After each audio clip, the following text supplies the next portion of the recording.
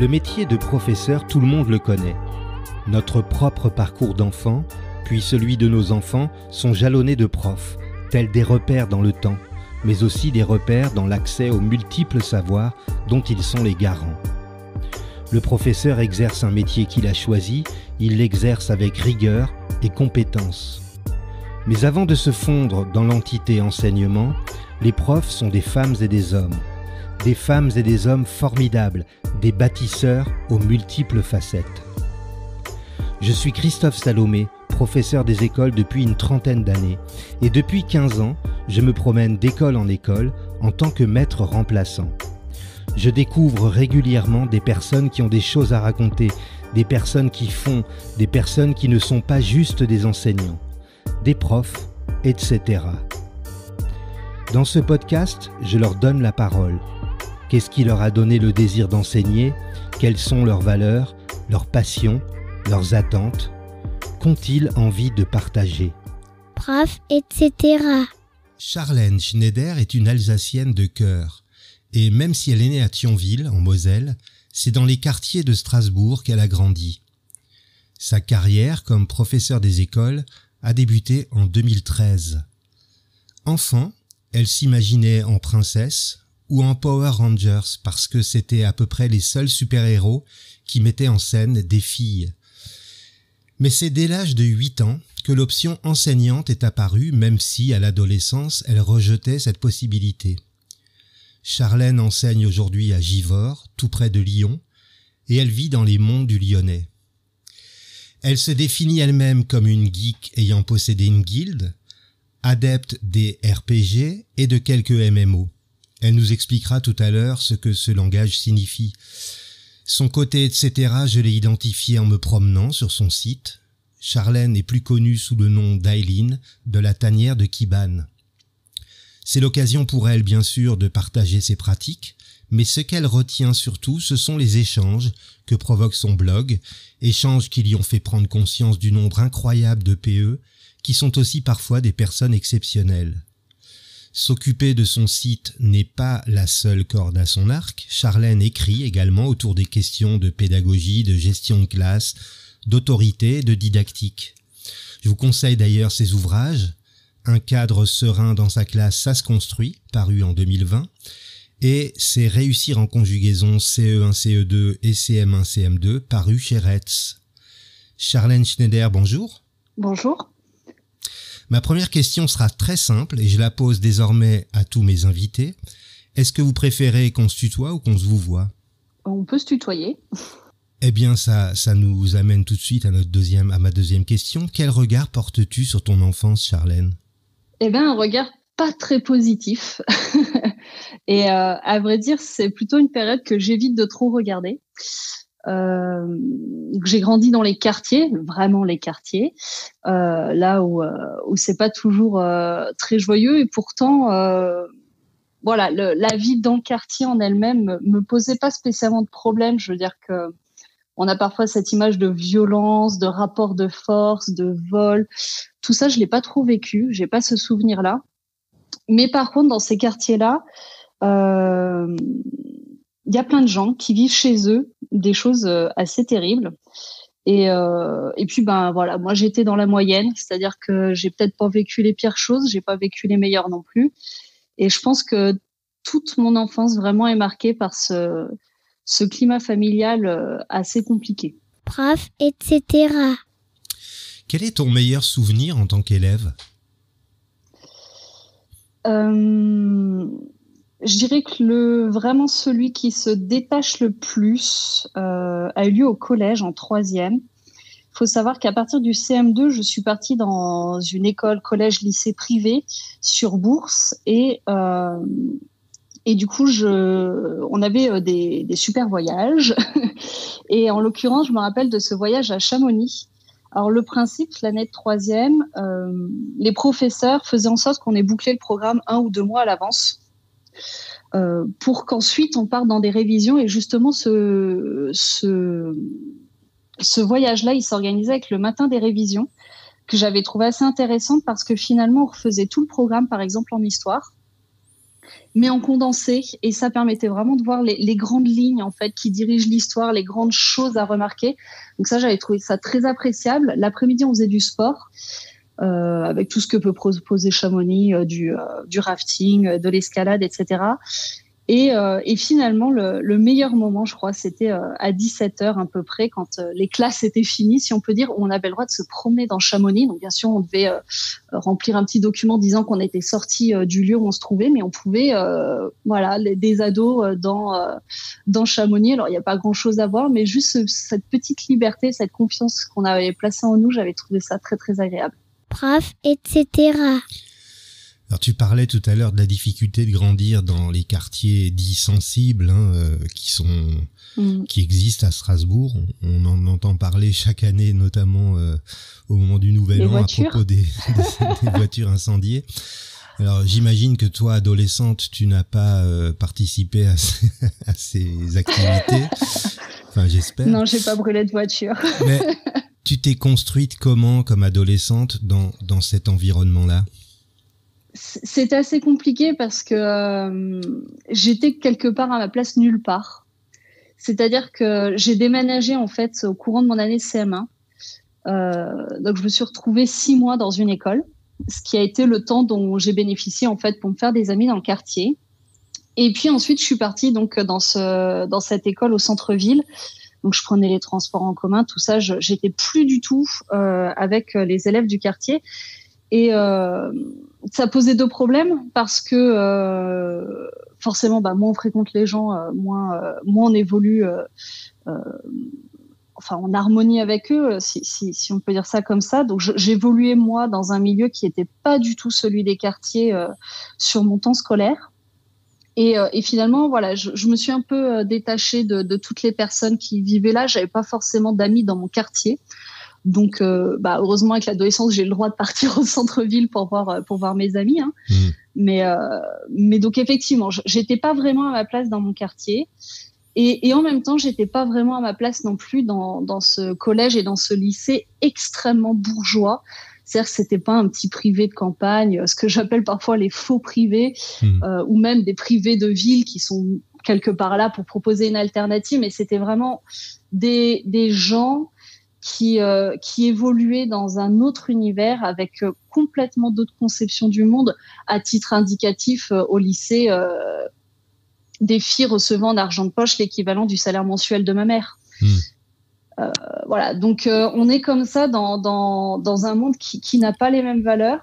Et je crois que je m'en suis rendu compte vers le collège où je vivais, voilà, j'avais des amis quand même, mais plusieurs fois, je sentais qu'il y avait des choses qui clochaient un petit peu. Puis je me rappelle, il y avait ce grand chantier pour faire des trams dans ma rue et qui était complètement, qui était entièrement géré par des personnes d'origine étrangère, torse nu, voilà, qui travaillaient. Et je me rendais. En voyant ça, j'ai eu l'impression de voir vraiment un autre monde. Et je me disais, mais oh là là, en fait, ce quartier, c'est presque le tiers-monde. Et là-bas, et je me disais, je suis entre les deux. Voilà, c'est sans regard péjoratif sur le quartier, mais je me rends compte que même moi, finalement, d'avoir été dans cet univers très, très différent, ça m'avait fait déjà oublier certaines réalités, en fait, du monde dans lequel, pourtant, je vivais toutes mes heures en dehors de salle d'école. Prof, etc. Alors, on a parlé de ton enfance, de ton adolescence. En quoi ces périodes ont influencé le choix du métier de professeur que tu exerces aujourd'hui ? Alors, je ne pense pas que je sois professeur parce que j'ai vécu certaines choses ou d'autres. En tout cas pas lié à tout ce que je viens de dire. Tout simplement, ça se passait bien à l'école. C'était un milieu qui me renvoyait une image assez positive de moi. On connaît un peu toutes ces histoires d'attachement. Voilà, moi je cherchais un attachement et je le trouvais souvent chez les professeurs, chez les copains aussi. Enfin voilà, j'étais quand même globalement assez heureuse à l'école et donc forcément j'avais envie un petit peu d'y rester. Et en même temps, il y avait cette forme de pression qui s'exerçait sur moi. Alors d'abord parce que j'étais dans ce lycée extrêmement bourgeois pour qui voilà, tout le monde visait de très grosses carrières qui rapportent beaucoup d'argent et que professeur, voilà, hein, j'ai carrément des camarades en terminale qui ont dit mais quelle déchéance avec tout le mépris qui s'impose. Donc alors que pour moi c'était une superbe évolution sociale, mais c'est voilà, j'étais juste bien, j'arrivais bien à expliquer à mes frères et sœurs, même s'ils n'avaient pas toujours envie que je fasse ma prof. Voilà, il y avait cette aisance-là, cette facilité-là, et en même temps, donc quelque chose que je rejetais un petit peu parce que je sentais bien qu'il y avait un enjeu, un peu d'attachement, etc., et que du coup, je me disais, il faut que j'explore d'autres pistes. Des pistes que j'ai finalement fini par éliminer, hein. Alors le stylisme parce que j'aimais bien l'art plastique, mais voilà, vivre à Paris ça me tentait pas du tout, puis ça n'aurait pas été possible financièrement et je m'imaginais que mes études devaient forcément être là-bas, hein. Je sais pas s'il existe d'autres écoles, mais j'avais pas cherché plus loin, je me suis tout de suite fermé cette porte. J'avais pensé à orthophoniste, mais ça revenait à faire des années, à faire des concours dans toute la France, dans l'espoir d'être dans les 15, 20, 30 sélectionnés. Il y en avait rarement plus. Et donc tout ça me semblait assez impossible, hein, parce que financièrement, je n'avais absolument aucune aide à part les bourses. Mais les bourses, il faut aller à la fac, il faut pas aller dans des écoles. Donc voilà, je connaissais mes limites, je savais qu'il me fallait des garanties. À l'époque, c'était un bac +3 dans lequel je me lançais. Ça me semblait réaliste. Et puis j'aimais ça quand même, hein. Il y avait quand même l'envie, mais une envie qui était basée sur des représentations complètement erronées du métier, finalement. Ouais.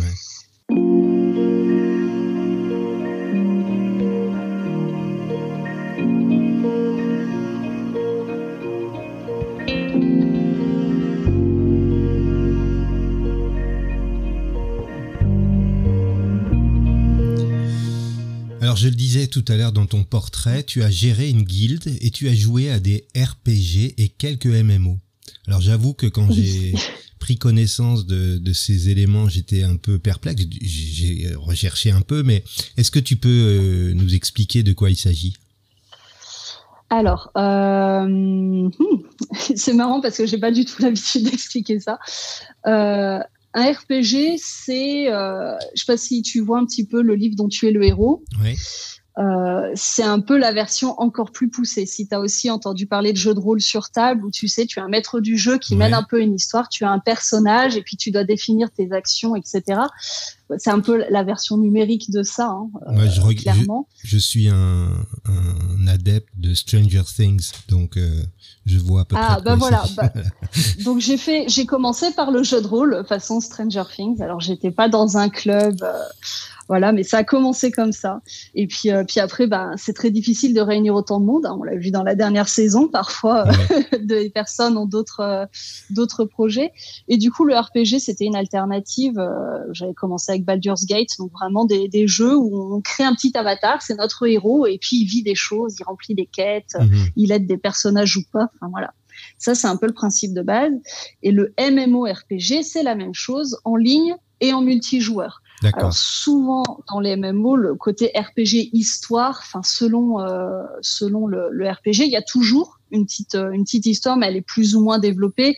Voilà, selon les écoles, si c'est un MMO coréen, ça va plutôt être dans la répétition d'actions pour collecter des ressources, voilà, pour créer un équipement très fort et se battre. Et puis il y a des MMO justement qui sont peut-être plus orientés sur le scénario et l'histoire qu'on va vivre tous ensemble. D'accord. Et gérer une guilde, alors, ça consiste en quoi ? Au départ, ça consiste à dire, voilà, je crée ma guilde et on va réunir du monde pour jouer ensemble, justement, sur des MMO. D'accord. Et donc, il faut établir des règles, il faut créer des événements pour que ça vive, un peu comme on gère une association, qui va créer des événements, mais la même chose, voilà, en ligne. D'accord. Ça permet de jouer avec des gens partout dans le monde ou en France. Ouais, donc il y a tout un côté presque administratif aussi de gestion de ces groupes. Oui, c'est très très très prenant en temps. D'accord. Prof, etc. Ton site s'appelle La Tanière de Kiban. D'où vient ce nom et comment cette idée de créer un blog a-t-elle germé en toi ? Alors, le nom, j'ai pas cherché très loin. C'est-à-dire que à l'époque, j'étais en cycle 2. J'aimais bien avoir une petite mascotte. Et donc, chaque année, je créais une petite mascotte que je dessinais, que je mettais sur mes documents, etc. Et puis, Kiban est la dernière en date, puisque depuis, je n'ai pas changé, étant donné que le blog a été publié. Donc, tous mes documents avaient cette mascotte, et du coup, je l'ai gardé. Et finalement, même avec les cycles 3, alors, il n'y a plus tout le côté, on invente des histoires, etc. Mais du coup, on l'a gardé, les élèves l'aiment bien. Donc voilà, je l'ai laissé.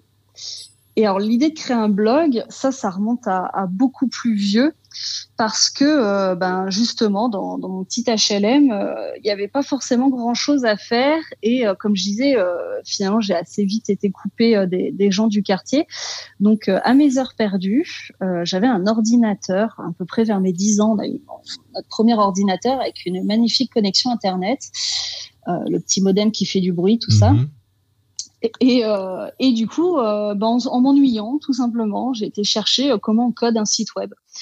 Et donc, à l'époque, vraiment, juste à partir de code HTML, c'était assez laborieux à l'époque. J'ai créé des sites. Alors, au départ, juste pour mettre du texte, des images, des explications. Et puis, très rapidement, j'ai créé un site dans l'univers d'Harry Potter où je créais des cours. Et ensuite, les personnes, un peu façon jeu de rôle avant l'heure, parce qu'à l'époque, je ne faisais pas de jeu de rôle, les personnes étaient des élèves et remplissaient des exercices et je faisais des corrections, des choses comme ça. Donc, peut-être un petit précurseur de ma carrière. Mais donc, j'avais créé ça. Et puis, après, les blogs sont apparus et c'était tellement plus facile. Ouais. Donc là, après, j'ai toujours plus ou moins eu des blogs, alors avec tout ce que ça comporte, le Skyblog, Balance ton com, tout ça. J'ai fait aussi pendant l'adolescence. Et puis, j'avais arrêté avec la guilde parce que la guilde prenait trop de temps. Et puis finalement, le boulot, la maison, toutes ces choses-là, et puis ça revenait à gérer beaucoup de problèmes. J'ai arrêté. J'ai arrêté de gérer une guilde. Je joue très rarement. Mais du coup, j'ai eu beaucoup de temps libre tout d'un coup. Donc, j'ai ressorti mes compétences et j'ai lancé le blog, sachant aussi que pendant mes études, donc je disais que j'étais partie pour un bac+3, mais en cours de route, ça s'est transformé en bac+5. Et je me suis retrouvée un petit peu juste niveau finance, sachant que ma bourse m'était supprimée, mais j'avais pas forcément d'autres moyens de me financer. Et donc, truc un peu paradoxal de l'époque, pour demander une bourse exceptionnelle, il fallait justifier donc qu'on était plus lié à nos parents, ce qui était le cas, mais du coup qu'on était indépendant financièrement. Et donc, il fallait justifier, je sais plus, d'une certaine somme dans l'année, un truc comme 10 000 euros. Ouais. Donc, autant dire que je n'avais pas gagné 10 000 euros l'année d'avant, mais du coup, je me suis organisée autrement. J'ai créé une entreprise de web design. Et du coup, pendant ma deuxième année de master, j'ai mené de front cette entreprise et ma dernière année d'études, et avec des contrats que j'avais fait signer, du coup, j'ai pu faire valoir. Je les ai pas fait l'année dernière, mais l'année prochaine, je les aurai. Donc, je suis indépendante, s'il vous plaît, donnez-moi des sous. Voilà. Et donc j'avais quand même des compétences. C'est quelque chose que j'ai gardé tout le long.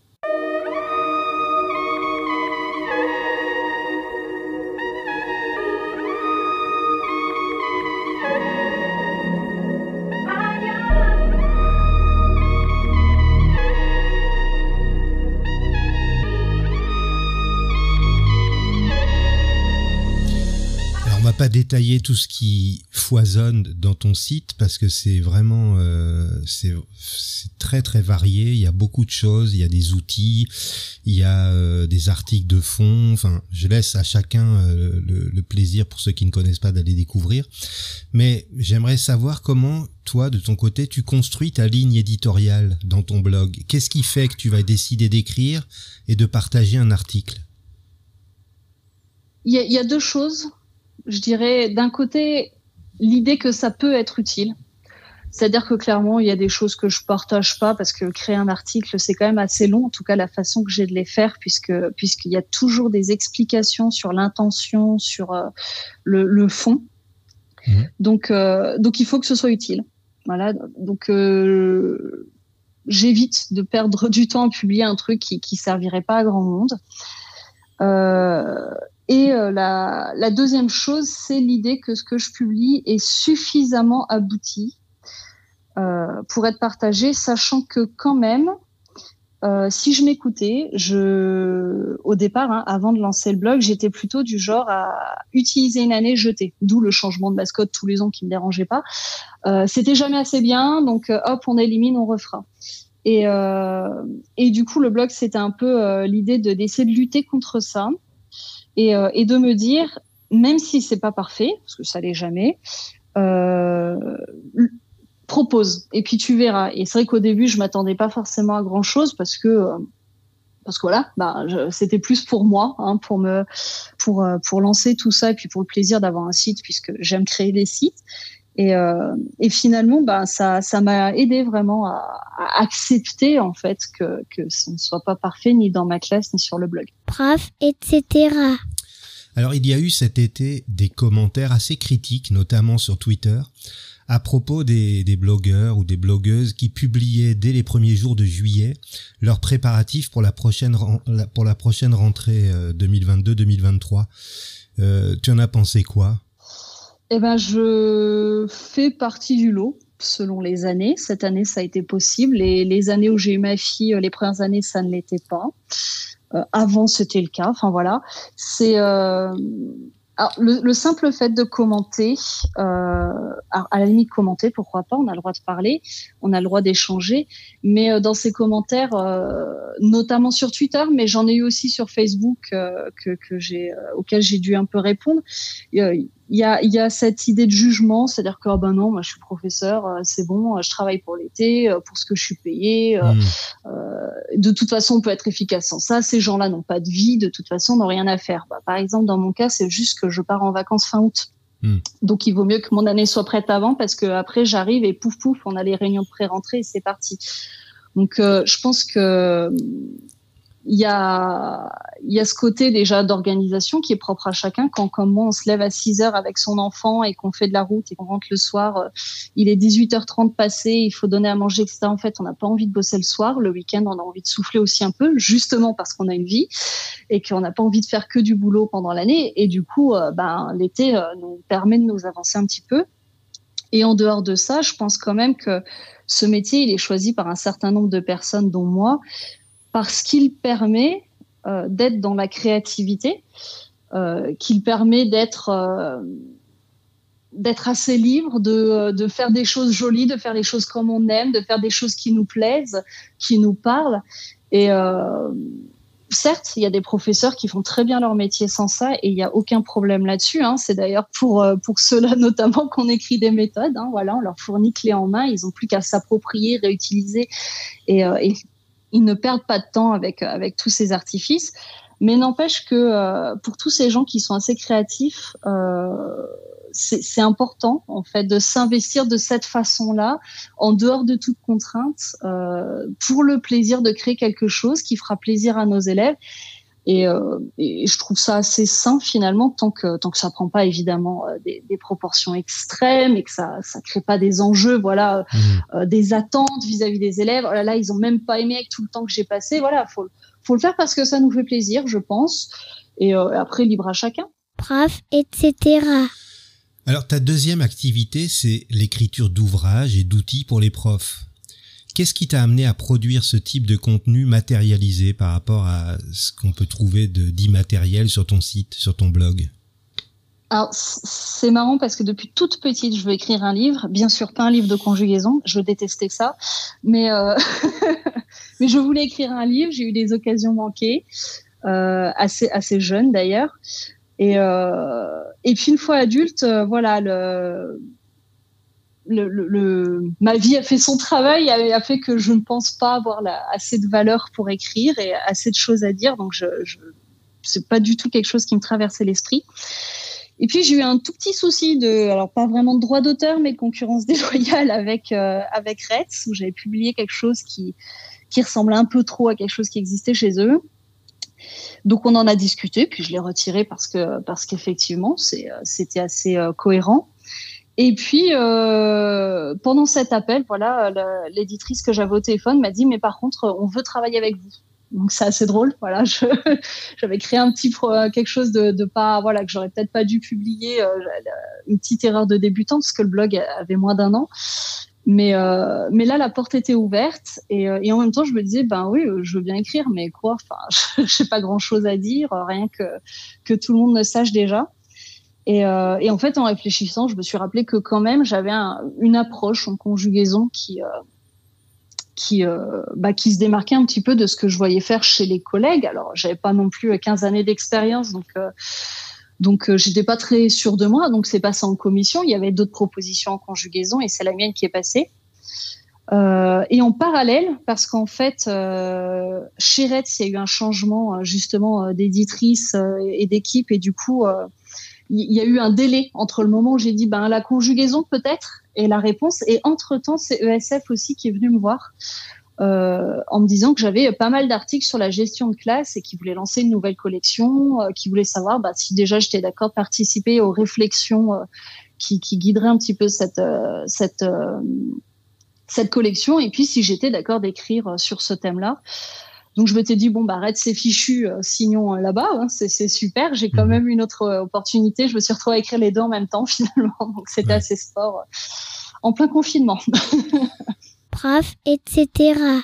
Alors tu viens d'en parler, la problématique du climat de classe s'impose désormais comme un sujet majeur qui préoccupe l'intégralité normalement des enseignants, enfin j'espère. Quel a été ton angle d'attaque sur ces questions dans ton livre ? En fait, j'ai relu tout ce que j'avais écrit, parce que ça faisait quand même quelques temps, et j'ai essayé de rester connectée à cette jeune enseignante que j'étais, avec toutes les erreurs que j'ai pu commettre et tous les apprentissages que j'en ai tirés, les bons conseils qu'on m'a donnés, et de me dire, voilà, c'est quand j'ai été en galère, parce que j'ai vraiment eu des années très difficiles, notamment les deux premières. Et tu veux dire dans ton métier de professeur des écoles ? Oui. Tout de suite dans des milieux très très compliqués. J'ai eu des conseils parfois pas du tout efficaces que j'ai suivis. Parfois quelques conseils quand même qui ont été utiles. Et voilà, quand j'ai voulu écrire, je me suis dit, qu'est-ce que j'aurais aimé qu'on me dise quand j'étais face à ces classes-là, et qu'est-ce que j'aurais aimé qu'on me dise avant que j'aille vers ces classes-là? Quelles sont les réflexions qui m'auraient aidée? Et donc là, je me suis appuyée sur les réflexions que j'ai eues après coup et qui m'ont permis d'améliorer le climat de classe d'année en année. Mais voilà, vraiment dans cette optique-là, en me disant quand même que il a été extrêmement difficile, ce livre à écrire. Je ne sais pas si j'en écrirai de plus difficile à l'avenir, parce que c'est un sujet qui crée énormément de débats, de culpabilité. Alors il y a l'institution qui exige qu'on fasse preuve d'autorité et que notre classe fonctionne, et qui nous parle de tout un tas de choses qu'on comprend pas forcément d'ailleurs dans les premières années. On a aussi tout ce mouvement de l'éducation positive, mais qui des fois est ultra culpabilisant, d'où les violences éducatives ordinaires. Tu as été violente, cet enfant sera traumatisé toute sa vie parce que tu lui as dit un mot pas gentil et très fort et humiliant, et qui sont assez affreux et qui font que des fois, même moi encore, des fois je rentre chez moi, je me dis mais pourquoi je lui ai dit ça, cet enfant, c'est horrible ce que je viens de faire. Et c'est très très dur de sortir de là. Et on a la vieille école, il faut être autoritaire, on n'est pas là pour aimer les enfants. Donc j'étais là à marcher sur des œufs et à me dire voilà, qu'est-ce que je peux dire sans que mes propos soient déformés. Là, c'est mon expérience Twitter, j'avais un petit peu peur qu'on me fasse dire des choses que je n'ai pas dit.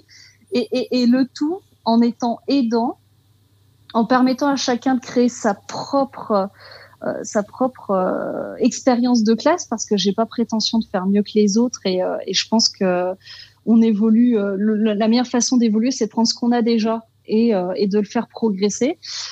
Et voilà, et d'être encourageant, d'encourager aussi les professeurs à avoir un regard bienveillant sur eux-mêmes. Voilà. Ça fait beaucoup de choses. Ouais, c'est vrai, mais Là, dans ta réponse, on sent bien une sorte de double injonction contradictoire entre la bienveillance et puis imposer une certaine autorité. Et c'est vrai que c'est l'un des objets du premier chapitre. Du coup, comment on fait, qu'est-ce que ça veut dire une autorité bienveillante? Qu'est-ce que ça veut dire une autorité éducative? Et est-ce que c'est du laxisme? Est-ce que, voilà. Donc tout ça est défini dans ce premier chapitre pour cadrer un petit peu la suite.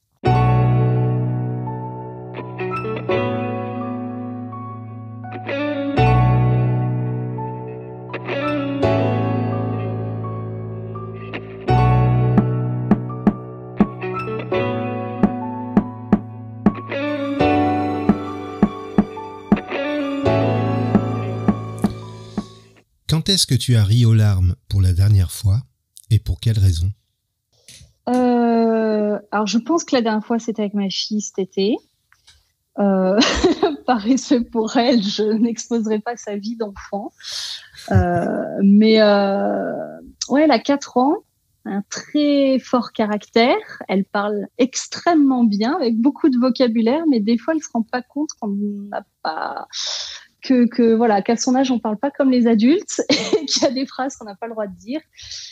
Et des fois, elle me fait ça avec un regard désarmant et un naturel qui, des fois, j'aurais dû me fâcher, mais voilà, j'explose de rire.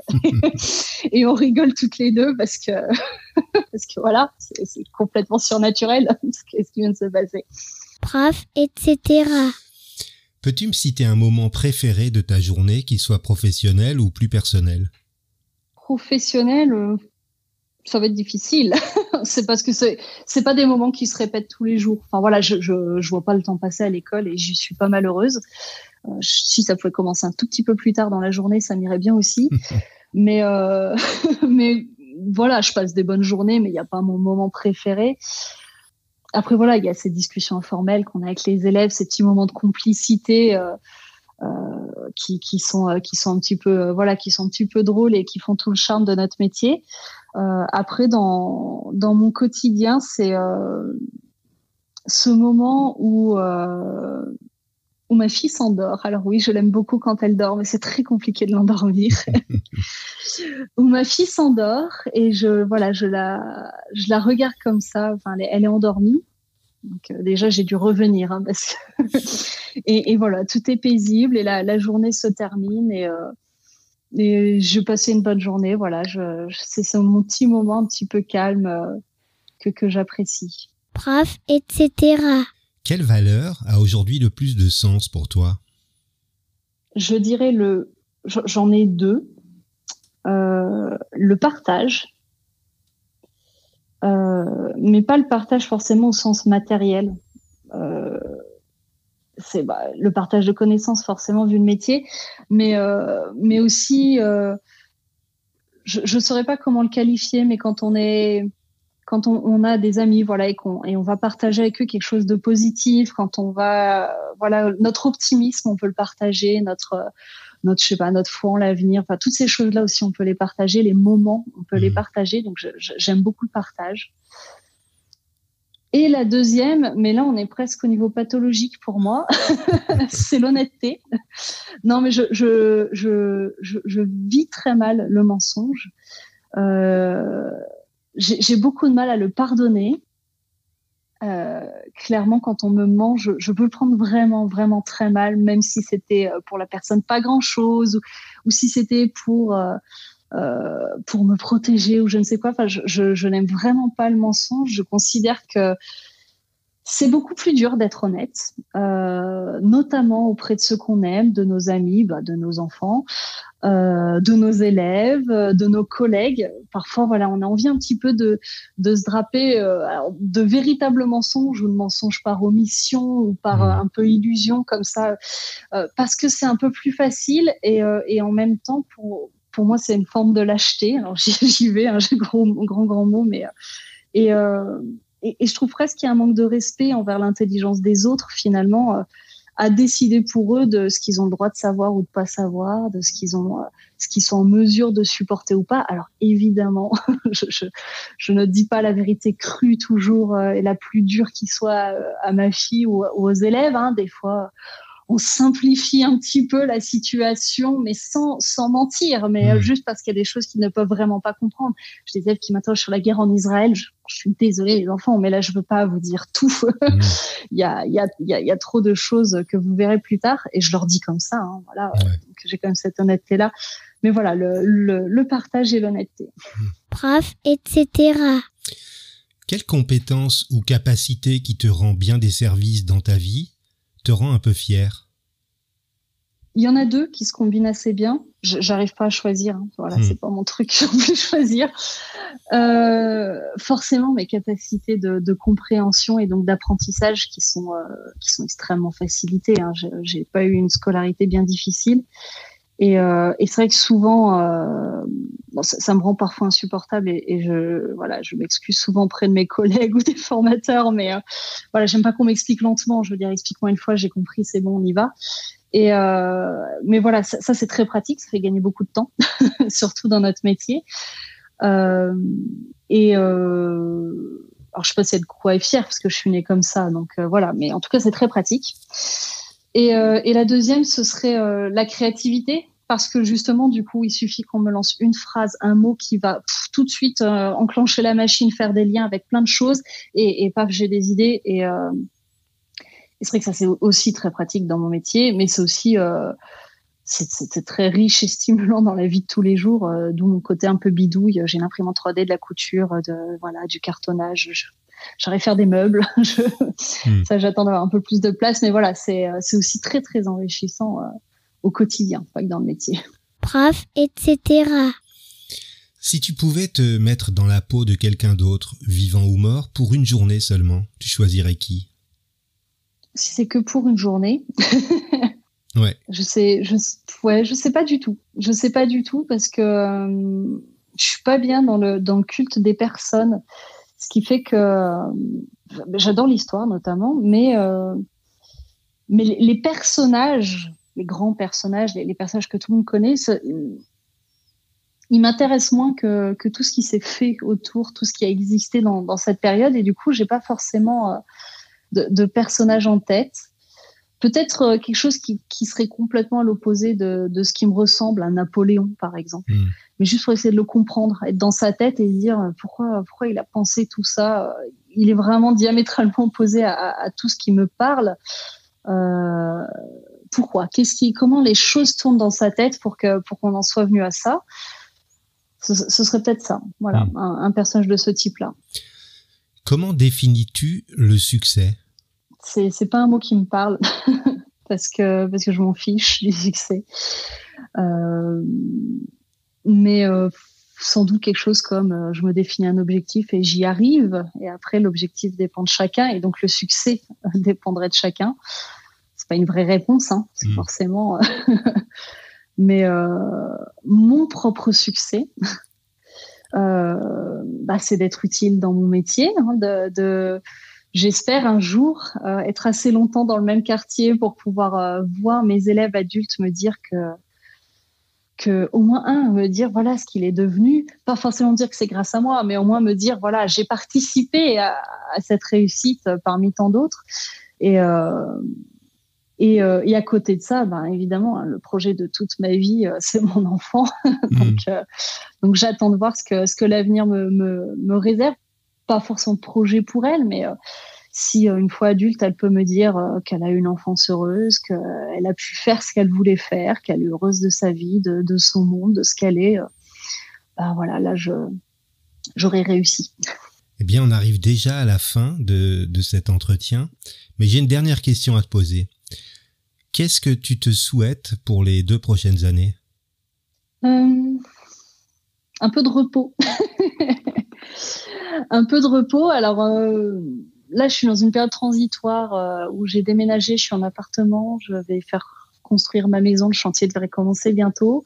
Donc je m'attends pas forcément à beaucoup de repos l'année prochaine, mais peut-être la deuxième année, voilà, pouvoir me poser, ne plus être dans la compta, ne plus être dans ce stress-là, être peut-être avoir un rythme un peu plus lent sur mes écritures, parce que, mine de rien, réussir en conjugaison, c'est, par exemple pour le CM, c'est 3 ans de test, mais c'est seulement 6 à 7 mois pour l'écrire, en même temps que la classe, donc c'est un peu fatigant. Donc voilà, un peu de repos, un peu plus d'équilibre pour pouvoir profiter du quotidien.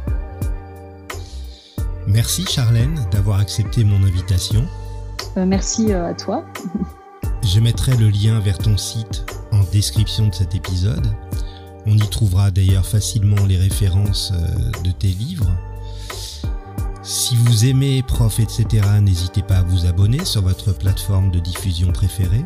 Si vous avez envie de m'aider un petit peu, vous pouvez m'offrir des étoiles, 5 de préférence, sur l'application podcast depuis un iPhone ou un iPad, ou sur iTunes depuis un ordinateur. Vous pouvez également y laisser un commentaire.